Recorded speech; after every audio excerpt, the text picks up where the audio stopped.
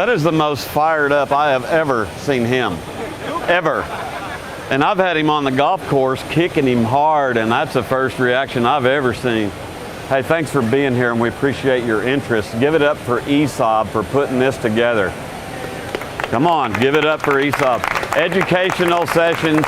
You know, I want to do something here where I'm trying to encourage people. We get asked a lot about code procedure welds and how to get past some of the stuff. What'd I do? I can hear myself now. Do you want me to start over completely? No, you don't want me to do that. So one of the things was, you know, how do we get this TIG root, MIG filling cap? I'll tell you from my personal experience over the years, I did this a lot in boilers. My past experience, I could go through and qualify myself and tell you my education, my certifications and all the stuff that I've done over years. It doesn't matter. Okay? It doesn't matter that I've bowled 9 300 games left-handed and I have 3 hole-in-ones right-handed at golf. Doesn't matter. You don't know what I know. It doesn't matter. You need to know how much I care. I care about the welding education and the success of how to understand and do some of these procedure welds, right? So, you know, one of the requests we get, and we do this a lot, and I teach this a lot, is a TIG root, carbon steel, stainless steel, MIG fill-in cap. Okay, it's you know, these processes and procedures. I got a quick question for you. Is there a pre-approved short circuit code? Is there anything pre-approved? That's my inspector, Joe, a gentleman here. For pipe or plate? Doesn't matter. Yeah, there is. There is one pre-approved. Yeah. For short circuit. My impression is you always had to test the procedure. For D13, so up to 316. Okay.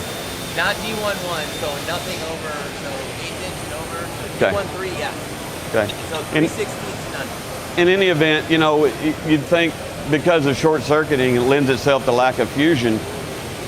We do uphill processes, okay? And we're doing this in high pressure. We're doing this in boiler codes and stuff, so ASME B313. How many of you TIG weld? How many of you TIG weld pipe? How are you struggling with it? Because I did when I taught myself. You know, I didn't have anybody teaching me. I kind of taught myself, and I was doing it off of a 1958 crank model SA200, smoothest running machine I've ever run in my life, and I was doing it in my garage, and I struggled. And the funny story about it is, you know, I'm left-handed, and man, I got that down. I was feeding it, and then I had to switch and do the right-hand thing. Woo, that was brutal. I had a pile of tungsten. My tungsten looked like a bunch of Q-tips, you know. I've dripping the filler wire on there. Now, it was frustrating. It's like getting up on one ski, water skiing. You know, you eat half the lake before you finally figure out how to get up and go along. And so I switched back so that I could make sure I had both hands going. Guess what happened? I'm naturally left-handed. I couldn't weld worth a hoot left-handed all of a sudden. I could weld right-handed real good. So it's that manipulation and that hand-eye coordination. And once you get that, you know, and there's multiple methods. No two people are going to weld the same. If you watch some of our videos, Amara Gilo with South Coast Welding Academy, Weld Tube, we did a contrasting style. We've done it on stick, we've done it on MIG, you know, he'll run stuff a little different than I do. We're both getting to the same place. So, you know, what are we trying to do? We're trying to put a root pass in that has fusion, that has reinforcement. You know, when we get done, you can't tell if Nate did it, or I did it, or Hamar, or the camera guy. Well, you probably don't want the camera guy doing it. But anyway, you know, we're getting to the same point. And that's what I'm trying to encourage you to understand this whole process, or any process for that matter. So, moving right along. Ouch. So, the demo today was 6-inch schedule 40. Multiple methods of tacking up, fitting up. A lot of people put 4 tacks in. Some people put 2 tacks in. You can go with a fairly long tack top and bottom so that when you get to them and you just bump in or tie in, you can feather the tack out, whatever. I, over the years, have found that I just put 3 tacks in. I'll put a fit tack at 12 o'clock. I'll put another tack at 2 o'clock and one at 10 o'clock. I want the whole bottom to be open, okay? I can't do this weld for you out here in space. I'd like to, but I can't. But I can, with the whole bottom open, no restrictions to me, I can rest the wire on the tack and I can see everything down below, okay? And it's always worked for me, and again, it's like one of those my personal opinion thing. If it works for me, I found it to be easy, so I don't mess with it, okay? I also don't have to do a bunch of grinding. And most generally, when I come up to one of these tacks, I can manipulate the torch and warm it all up, add a piece of filler wire back up and just cruise right through it, and it blends and becomes part of the regular route. Most of the time I can hit it fairly good. I will tell you straight up, I have not practiced this weld in quite some time, and I'm nervous as a cat on a hot tin roof that I'm gonna mess it up. But you know what, if I mess it up, I'm human and I'll admit to it. How about that? Now seriously, I've been really busy. I've had some equipment go down in my shop. I teach 30 people per day, every day, and I just, with time constraints, I just haven't been able to practice up. But I'm gonna go ahead and do it. I'm scared, but I'm gonna do it. I'm gonna have to put this on the table back behind. I'll tell you what I'm doing. I'll show you what I'm doing with the torch. But for arc flash, I've gotta be back here.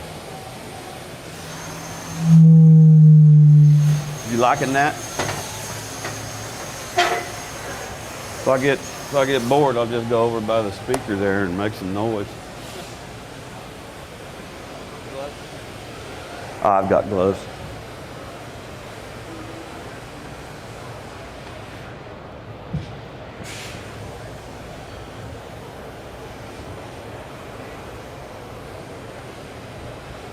Did you want to put a microphone on me too? Everybody else has.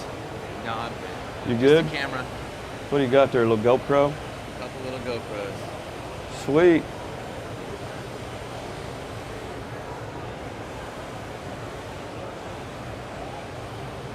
Let's talk about the Sentinel hood real quick. Does anybody run a Sentinel hood? What kind of lid you got? You got a Sentinel? Anybody? Been welding for 45 years. I think I've only owned 7 welding hoods, one of which I've given away. One I kicked off the top of a tower because it deserved it. The most uncomfortable hood on the planet. I kicked that thing off from like 60 feet and made it shatter in the parking lot, and I felt better about it when I did. The rest of them I actually still have. I can make an old pipeliner run for 20, 25 years. I didn't use auto dark for a long time. I used number 9 glass, number 9 passive glass. That's what I'm used to. But this came along, okay? And I've tried a lot of auto dark lenses, auto dark hoods. They're not fast enough. It's like when I strike an arc, I've got to reacquire vision or something. I black out for a second. I've got this line in front of me and I'm going, I don't have time to wait. You know, I'd rather just drop my hood and go back to the glass if that's the way it's going to be. This is not like that at all. I quickly acquire vision. I set mine up with a number 9. Oh, nice. Let's swap out. Why? Because that one's cooler. No, I've already one? set this one. I've already set this one up. Auction that off later on there. You make some money. You can sign it. You'll make some money. I set this up with a number 9, the sensitivity at about a number 8, and I don't do a delay, okay? And I like this. I plasma cut a lot of pipe every day. I'm re-beveling off of a positioner. I like this hood. This is a quality product. The ESAB is not paying me to say that, okay? I'm just being real honest with you. Real honest with you. If it doesn't work, I'm not gonna use it. And I'm telling you, this thing is super comfortable. You know what? You know what was hard to get used to? I'm always used to raising my hood and it's up here. This thing is like a low rider, and when I first started wearing it, I thought something was wrong. And it was just getting used to it is all. But I like it. I like it a lot. Okay.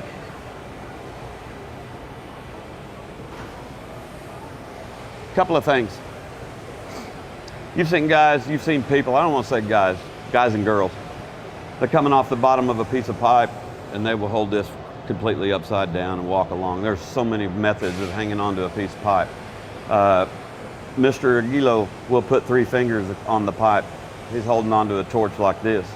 Myself, I grab it right here at the neck and I put my thumb against the pipe and manipulate my filler wire till I come off of the bottom of the pipe till I get about 7:30, 8 o'clock. And then I rest the cup in the pipe and just keep right on going, okay? I've already done a little bit of a test run here to make sure things were going. So I've got a small amount of weld down here on bottom, and I'm gonna start on that and just walk the cup up. I use 1/8 inch. This is 1/8 inch 70S2, I believe.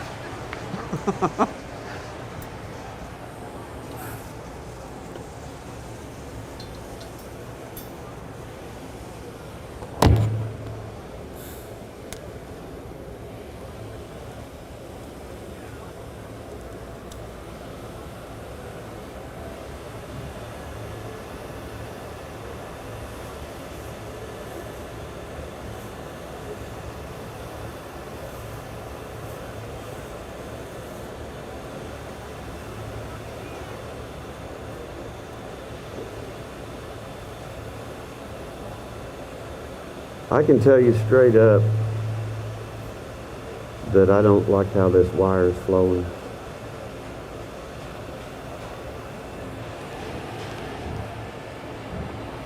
At all.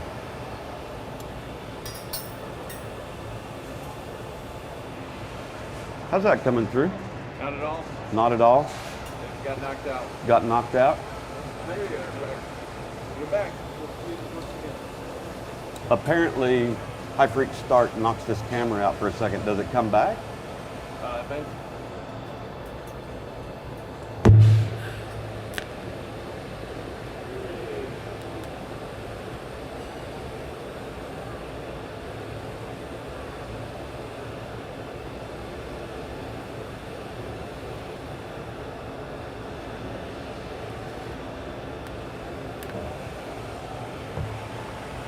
The classic dip.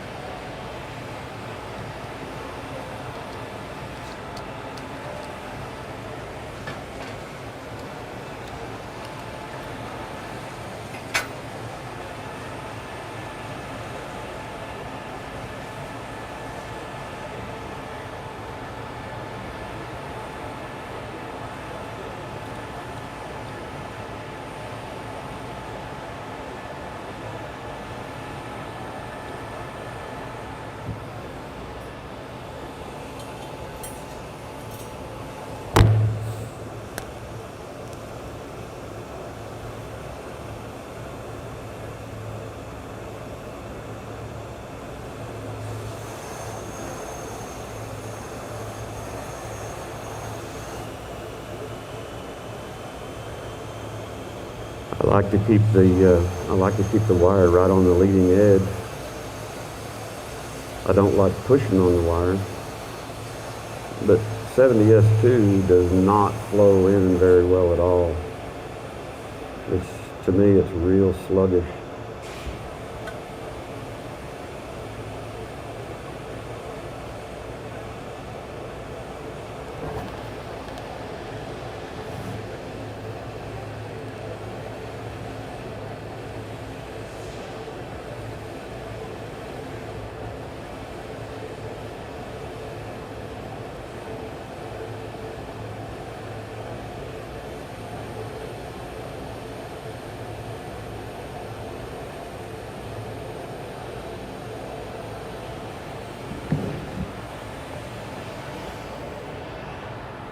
I'm nearing the top and I'm nearing a tack. Are we able to see this? What's going on here? I can kind of talk about it. Seems like when I drop my hood, it gets real loud, but I'm getting ready to come up here to the top and bump into one of my tacks. So when I get there, I want to heat that tack up. I could grind it out. I could completely take it out. Die grinder, cutting wheel, 1/8 inch, something real thin. I can completely cut it out like it wasn't even there. All it was a fit tack so that it won't close up. So as I come up to this, I want to heat it up, add filler wire, bump into it, blend it, and keep going. So I turned my torch over. While I was coming up this pipe, I lightly hang on to it, rest it in the groove, and I'm walking up the pipe. When I get to the top, I'll just turn it over. Again, relax, light pressure. Knock your pipe over.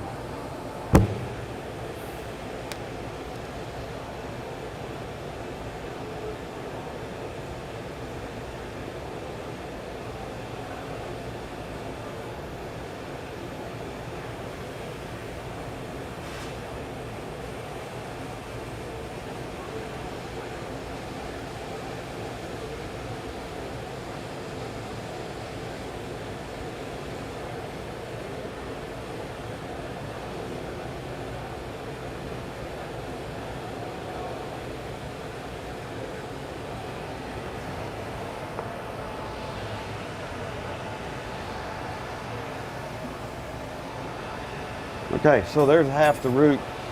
How many of you, when you're doing any open groove work and you come up to, you want to terminate your weld, how many of you have seen, like, you just suddenly stop your weld, quickly terminate your weld? What do you see in the middle of the crater? You see a little hole, okay? It's called piping porosity. What you see is a little bitty hole might geometrically be laying in there. It might be 1/4 of an inch long. That's why we always kind of terminate our weld. We'll come up on the sidewall of a groove or the piece of pipe, and that mass keeps that weld pool from shrinking so fast that it knocks that hole in there. Okay, you can remelt them. If you're doing some of the code work and stuff, feather them out, but it's best just not to leave them in there at all. So I always kind of crawl up on the side of the piece of pipe when you terminate the weld. Now,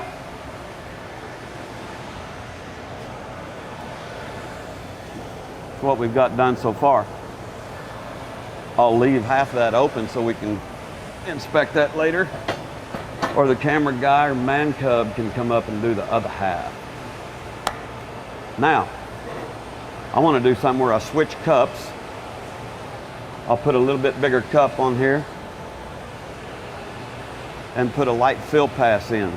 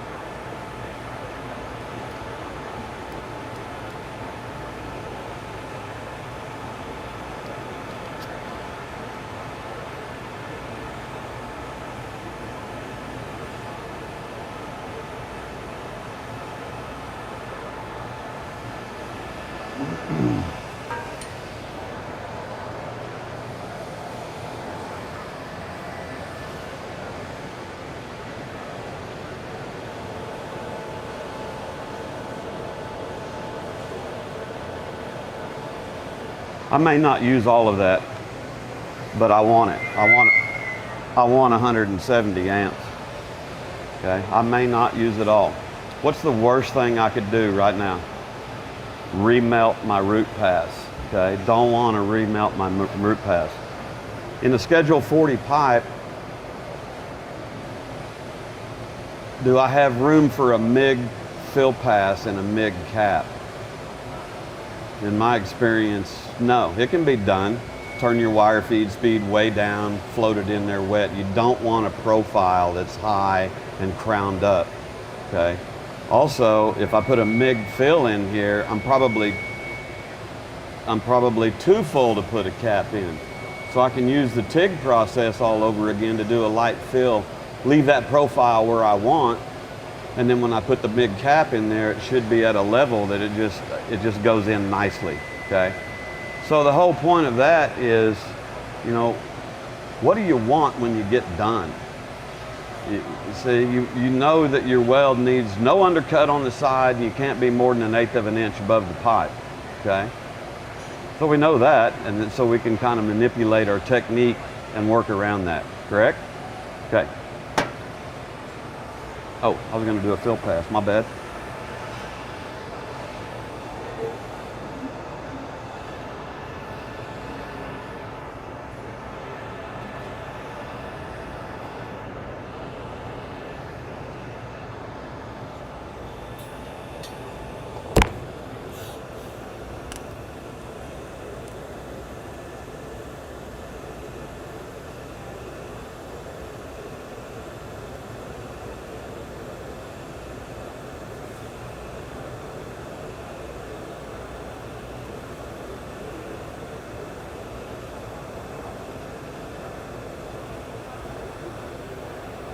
It feels like I'm using all 170 amps now, which is plenty hot.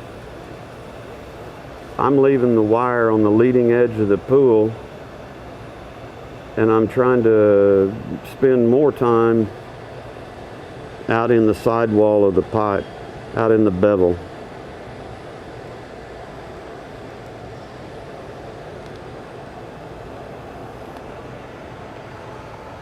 Is that coming through pretty clear?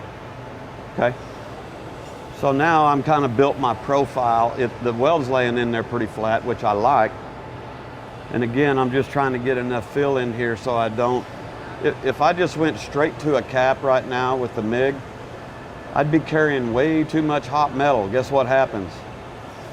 Porosity.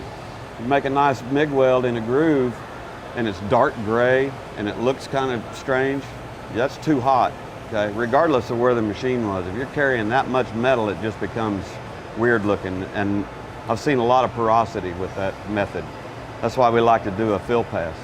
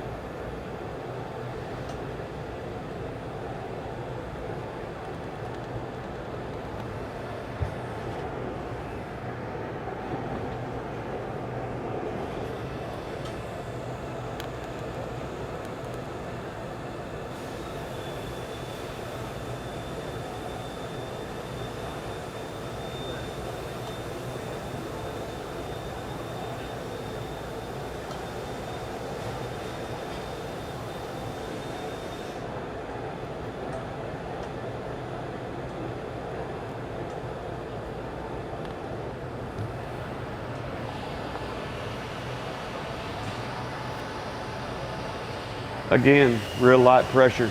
I'm generally hanging on this with 3 fingers all the time. I'm really not doing anything with the filler wire other than when I've got it resting on the leading edge of the pool, I put a little bit of pressure on it like that. Sometimes, depending on what's going on in the groove weld, I'll actually roll this back and forth and I'll chase the arc to get a different type of fill, and it works out pretty well. I use 5/32 filler wire a lot, big wire. I'll put root passes in 8-inch pipe. I'll put fill passes in.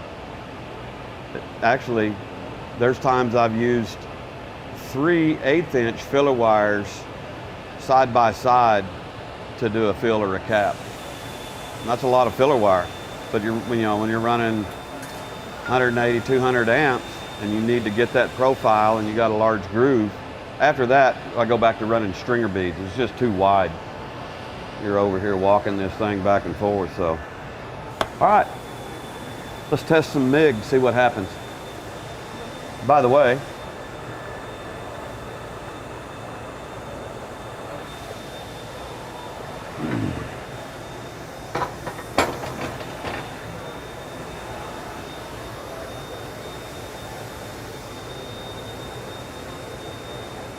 Good?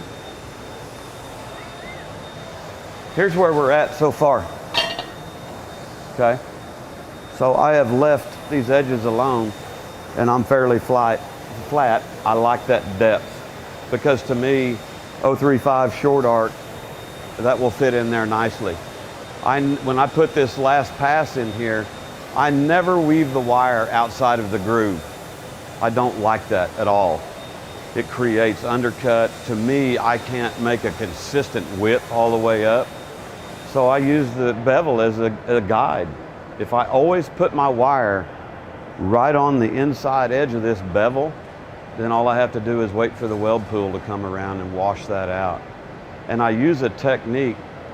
Again, there's many different styles, you know, and by the way, don't tell me I have to run my machine at a certain voltage and a certain wire feed speed because we're gonna get in an argument and you're gonna lose, okay? Every machine, I can have multiple rebels over here and set them at 17.8 or 18.2. They're all gonna have just a little bit different output, okay? Things change. My coupons might be superheated. I'm sorry, my coupons might be hot. Therefore, I can turn my values down and make the same weld, right? So as far as the heat input and what your values are and everything, I believe I have this set at 17.8 or 18. Inductance at 35. I want a nice smooth short arc, wire feed speed, $180. Here's what's gonna happen.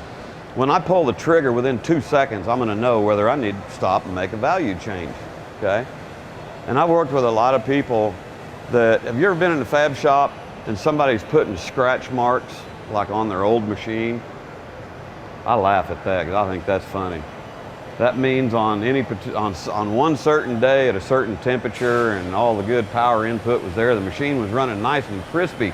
So they went over and put a Sharpie mark where the volts and the wire feed speed. They come in, they turn the machine on and they go set them like that and they leave them there all day long. And they put down a bunch of crappy looking welds because the settings are wrong, you know? Adjust your machine, understand how to adjust your machine. You gotta understand that relationship between voltage, wire feed speed, okay? Good with this so far? Who wants to come up and throw the cap on there?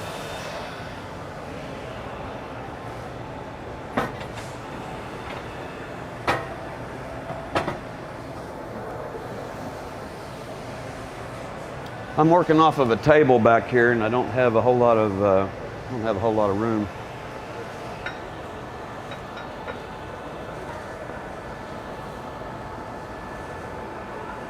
Oh, for pity's sake! That wouldn't happen to anybody else but me. Hey, I got a quick question for you. How many of you be welding long and your lens fogs up? Anybody? What do you do about it? Stop, cry a little bit. It's irritating, isn't it? Learn to breathe. Learn to breathe. Breathe through your nose, exhale out your mouth and blow it down. Your lens won't fog up. I know that's annoying and it happens all the time, even when it's warm outside. I've had people in my shop that try to weld without safety glasses on because they think they got a hood on. It never works out for them. Got to wear your safety glasses. Okay, my torch and my manipulation. I'm going to hang on to this thing. Again, I hang on to these light. There's times when I'm making MIG welds that it'll cut out, it'll stop. It's me because I have a real light trigger finger.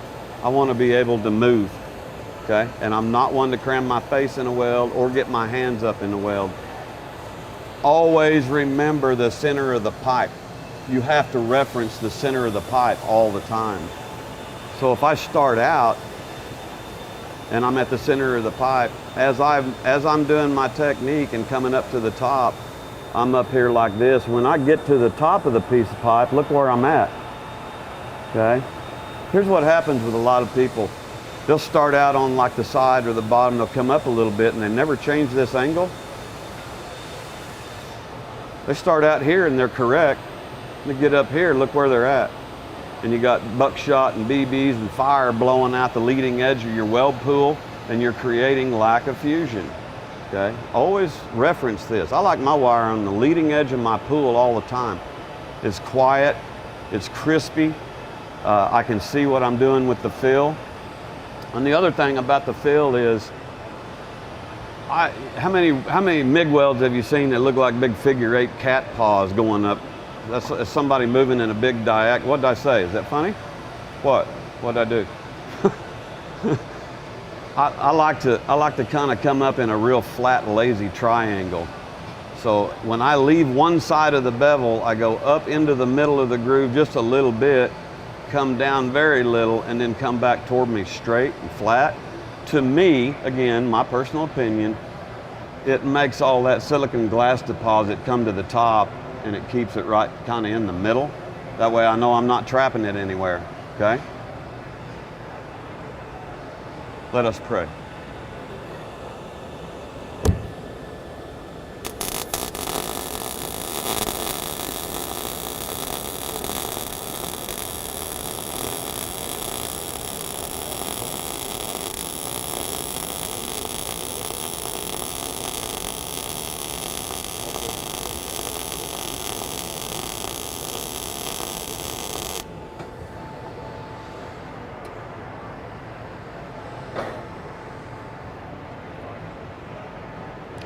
I'm a little fluid, just a little fluid. It's sagging some. What do you want me to change?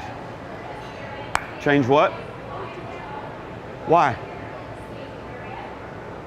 Why change voltage? Okay, my pool is a little fluid and it's sagging, it's crowning up a little bit. I want to turn the wire speed up or I want to turn the voltage down. Which one? I want to turn the voltage down. We'll fight later. I'm just joking. I want to turn the voltage down because I want this to be, I'm going to dry it out a little bit. If I turn the wire up, now I'm going to make more of a sagging effect. I'm filling it up too fast. Okay, so I just want to bump this down a little bit. I'll go down 1/2 volt. And you're thinking, wow, that guy's really nitpicking. 1/2 volt? 1/2 volt makes a big difference to me.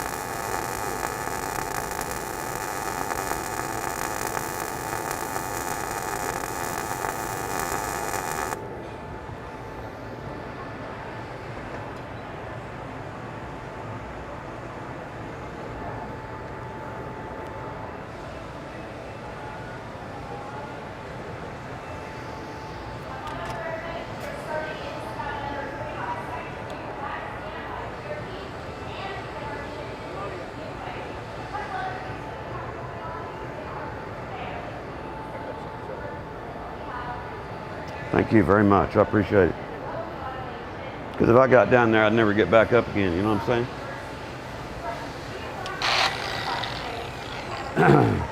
I had the pleasure and the honor of being able to tour an abrasives company. It's 220 years old.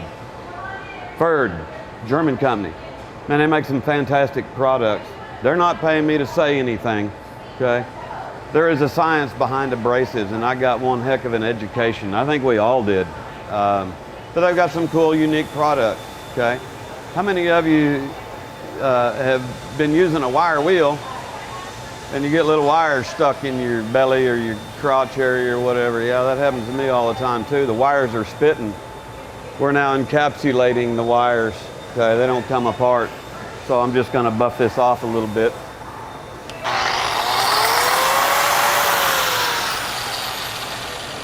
Or am I?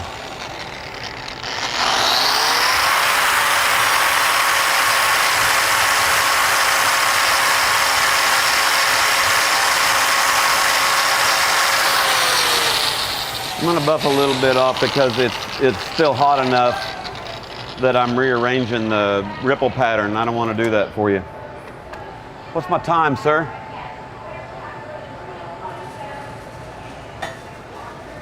Camera guys. Dang camera guys. Got what? Sweet. Okay. To me, it's a little peaked, but it works. Okay, I didn't violate any of my stuff, and I'm looking down through here. If I had my flashlight, I'd shine it along here. If I see any shadows on the toes of the weld, I know I've got undercut, and you can fire me. Undercut's kind of hard to fix, by the way, isn't it? Got to go in with a file. My bandsaw blades, you know, I can make a bandsaw blade last for about 10 months, but eventually I'm going to start shucking teeth off of it. When I take one off of a machine, I cut it into pieces about 10, 12 inches because those are great for going along the edge of your weld. You can take, if you orient the teeth, you can rake that along there and take off slag, little mill scale, some dingleberries, and then go back with a wire brush. And now your weld is nice and cleaned up on the edges. It's straight. You just don't want to cut into them very bad, but you know, tools. So we didn't leave any undercut behind. The profile, you know, I started out and it kind of felt like this was sagging quite a bit, and I turned it down 1/2 volt, and I noticed a big difference under the hood. I really did, and I want to encourage you to kind of play with those settings and whatnot. 1/2 volt to me makes a big difference. I know 1 volt can make or break a weld, and I know that because I've done it a bunch of times where you just, no, I'm not going to go adjust. I'm not going to go do the machine. I'll just suffer through it, you know, and leave it where it's at. And you get done, you're going, wow, I wish I would have go turn that down 1 volt because that would have looked a lot better. Okay, so we've got a fair profile. You know, we did the root, we did the fill pass. I've left them here so you can kind of see them. You know, again, it's one of those processes that it's called for quite a bit. I know I've put a lot of students up when they graduate, they go to union halls. They're telling me they're using these combinations of processes. We do TIG roots, we do low hydrogen fills, okay? We do TIG roots, we do gas metal arc welding. We do gas metal arc welding roots. We do hardwire roots, and we roll out flux core and stuff. It's all about speed, efficiency,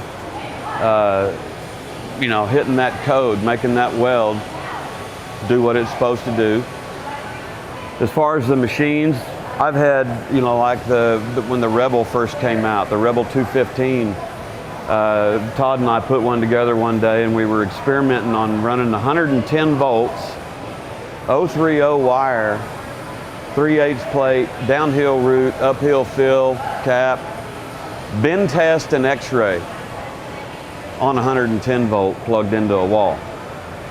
And that little machine was running super smooth. It was very impressive. 235, same way. 285, same way. You know, this guy will get after it right here. I threw some 045 and some 95.5 gas on there and pulled the trigger, and we're cooking. So output on these machines, not an issue. Duty cycle, anybody want to argue about duty cycle? I'm feeling frisky. Let's argue about duty cycle. Come on. Nobody? Does everybody understand duty cycle? So we're putting out small machines, you know, these are hobby, but you can do some contracting work with them. And everybody flips out about duty cycle like, well, it's only got like 60% duty cycle or 30% duty cycle. Hey, guess what? You'll never get there. You got to work a machine really hard to kind of get it to that threshold of thermal protection or thermal overload protection. I've done it, but it took a while. You know, I took a little bitty, the Lincoln SP100, plugged that little rascal in one day, and I ran multiple passes in a 1/2-inch plate. Multiple passes, long passes, before the machine ever shut itself down. You know, I felt uncomfortable. So don't worry about duty cycle. You're not gonna get there. Okay? Tough little machine, good output, art features. You know, we want things to run smooth so we can control them. We want to be in control. So the first thing, you know, we can review here. You know, what are we trying to do before we ever pull the trigger? What do we want our root pass to do? What do we want our fill pass to do? That's my whole impression today, and it's very easily attainable. Very easily attainable. You understand how to make some adjustments. You know, the last part of it is you're in control. Your electrical stick out, your wire angle, your travel speed, your technique. It has nothing to do with the machine. It's all you know. And I can't weld for you. I can be there and laugh with you, or you can laugh at me, one or the other. I try to have humor every day in the classroom. We just don't do anything unsafe. But yeah, it's all you. You're in control. And again, everybody's unique. Everybody welds different. We'll talk later. Everybody welds different. So, you know, how many of you are just purely right-handed or purely left-handed? Okay, right-handed? You're left-handed? Have you ever done anything your left hand and you have to brush your teeth with the right hand? Have you ever done that? Stab yourself in the eye with a toothbrush? It's weird. What? It's not fun. What's going on with this is you have muscle memory. Okay, muscle memory. It's your subconscious. Your body doesn't know right from wrong. You do something repetitively, like the camera guy has a horrible slice, man. He's always hitting the golf ball out here to the right.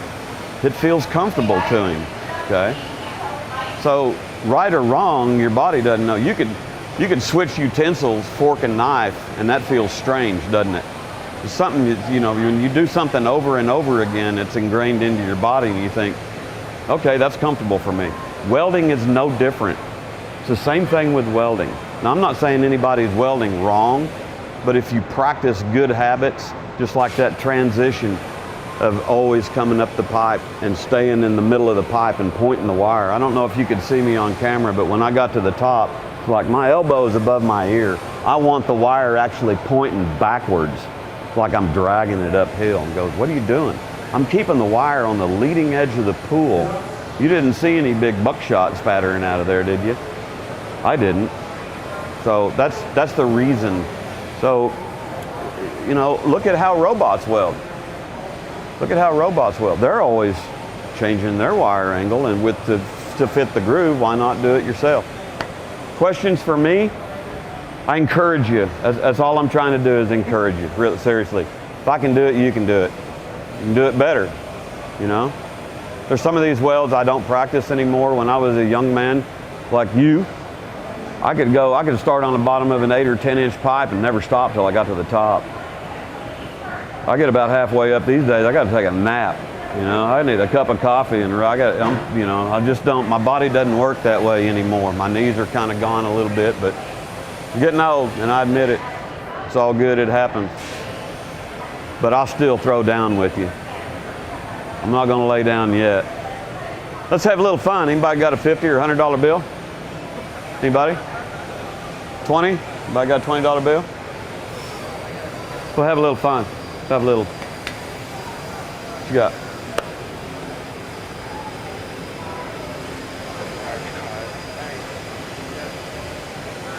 Oh, there's a $100 bill. Thanks a lot, sucker. I'll get it back to you in a minute. Anybody have any questions? Anybody? If I can help, I don't know everything. Don't claim to know it all. I really don't. I'm in this to encourage. I'm trying to pass along information and knowledge. I enjoy young people that are in the craft and the trade. I try to enroll a lot of people in related fields. The college that I teach at, I've been there 20-something years. We have a full NDT program, which is extremely beneficial for me. I mean, my students, Doug could come in and we could set up a process. Doug Smith with ESAB, give him a big round of hand, or a big hand for putting this on. Thank you. But we can go, you know, we were setting up a process or something. We go shoot an X-ray of it. We can look at it with ultrasonics. You know, so we have the NDT part there at the college. I'm the DT part. I like to destroy stuff. I'll cut coupons out of here, sand them and bend them and everything else. By the way, I need to throw this out there. If you're gonna cut a coupon, you're gonna cut coupons and bend test them, please make your grind marks go in the correct direction, in line with the coupon, perpendicular to the weld. I look at a lot of pictures on Instagram. There's a lot of them I don't comment on, but man, I saw some coupons the other day and I almost vomited a few drops. It was gross. Read what you're supposed to do. Free of slag. Craftsmanship. Finish them with a file. Do stuff, you know, but make your coupons look good. You know, some of these guys will go in there and they say, I passed my 5G, and there's a bunch of tears and stuff down the coupon and stuff. Nate and I'd get together and say, I don't think that passed. I wouldn't pass it. You know, understand the codes. Understand your allowable limits, okay? Understand what's going on with your machine. Gases, voltages, wire feed speeds. Experiment a little bit. If you're in my class, you'll take a pipe like this. We'll finish the weld. We'll grade the weld.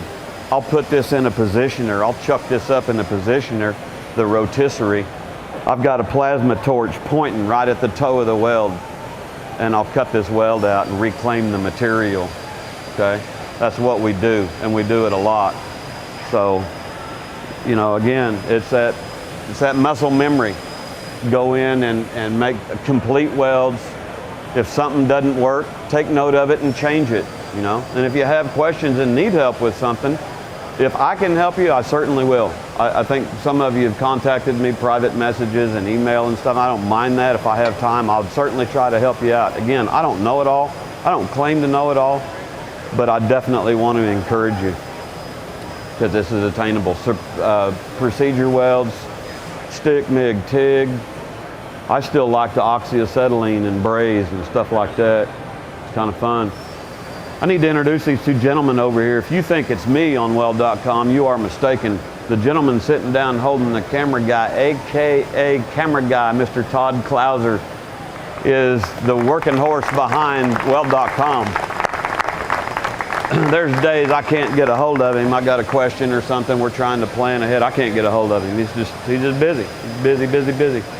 If I have free time, you know, and I try to get back to these messages.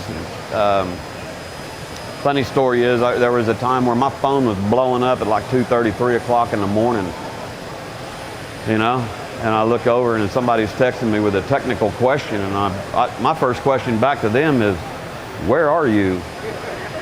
The response is like Northern Ireland or Europe, and my response back is, I'm in bed. You know, I'm not even breathing right yet. Give me some time. They're over there sipping tea, you know, they're 6-7 hours ahead of us, so little time deal. But there's days I've tried to get a hold of him and he's just way too busy. The other gentleman over here is Mr. Mike Beecher, AKA the man cub. We like to, Mike and I pick on each other. That's what keeps it kind of fun. He likes to pick on the old man and he gets away with it most of the time. I let it go for a while, but I'm like the old dog. You rub me the wrong way and I'll come out of my cage, huh? All right, I hope this was educational. I hope it was inspirational. I hope it was entertaining. I see you taking notes. You ready for your test? All right. What gas were we using today? On which process? All right, time out. Yo, what do you say? I said there's a YouTube channel that you can go get more. Using pure argon on the TIG route, is that what you said? Okay, correct. What gas were you using on gas metal arc welding? 95.5. Incorrect. The gentleman's response was 95.5. I reserve 95.5, 5% oxygen for the spray process. Okay, 75.25. The two gases that I like to use are pure CO2, 75.25. Okay, use those both. You can short arc and you can globular transfer. You want to get into that spray mode, you need to be like 90% argon and above. And there's several gases, 90-10, 92.8, 8% CO2, 95.5, 5% oxygen. Now you're wondering, well, why don't you just use pure argon to spray with? Go ahead. I won't, because I've been there. The weld pool is fluid, it's erratic, and it promotes undercut. 5% oxygen makes everything settle down. It's like the weld pool will wet into the parent metal. Okay, so and then, you know, the 8% CO2 does the same thing. By the way, 95.5 in the spray mode, 92.8, you're not running the same values. You got a little chemistry going on there. Okay, so you kind of recognize stuff like that. What filler wire were we using today? I don't like S2. I seriously do not. I haven't welded with it much in my career. I've always been an S6 guy. I can fly with S6. S2 to me is just, I don't know, it's weird. I don't manipulate it correctly, apparently. It's one of my deals, so. And then we were using 035 ER70 S6 on the gas metal arc welding to finish the cap. Okay? 35% inductance, 17.5, 185 on the wire feed speed. And I was comfortable with that, and that's the profile we got. To me, it's acceptable. You can come up and ding me all you want, and that's cool. Can I do better? Yeah, I can. If I practiced up a lot, I could probably throw something down there that make you cry and pass x-ray. Okay? Again, I really appreciate your interest. Thanks for watching and supporting our channel. Thanks for ESAB for putting this on. It's all about the education and encouragement. You can do it. You can do it. Okay? We good? All right. Thank you so much.